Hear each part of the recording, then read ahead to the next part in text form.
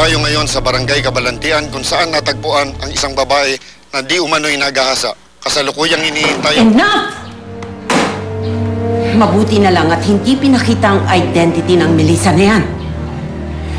Kung hindi, kahiya-hiya ang pamilya namin. Peste talaga. Si Madam naman, walang puso.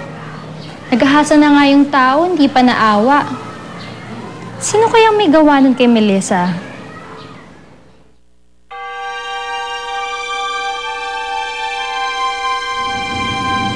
Nakukuha ko lahat ng gusto ko. At gusto kong magkabalikan kami ni Roberto. Kaya gagawin ko ang lahat. Para ako ang pakasalan niya at hindi yung cheap na babaeng yan.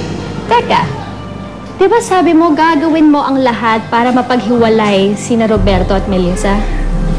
Don't tell me ikaw may pakana sa pagpaparape kay Melissa. Anong pinagsasabi mo, Sheila? Tingin mo ba kaya kong gawin yun?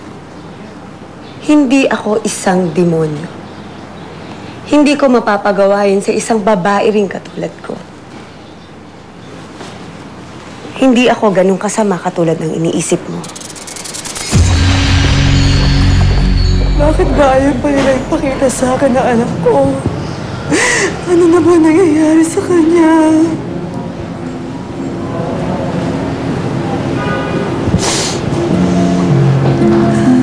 Ngayon, sino ang pamilya ng pasyente?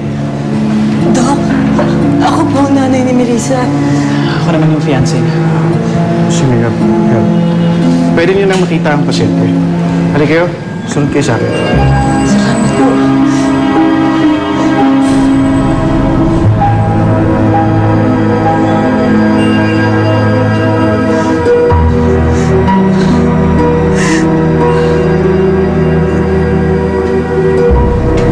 Melissa?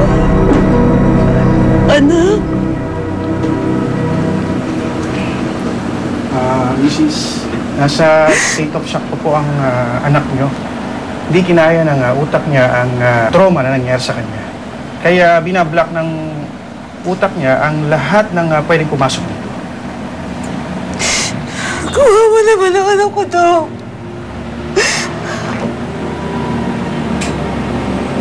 Melissa? Melissa? Melissa, si Roberto to. Melissa, nandito na ako.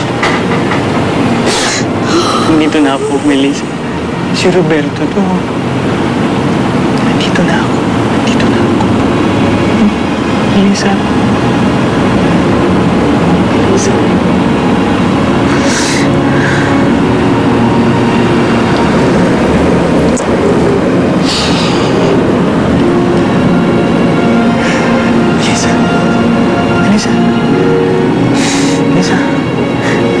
Melissa, anak.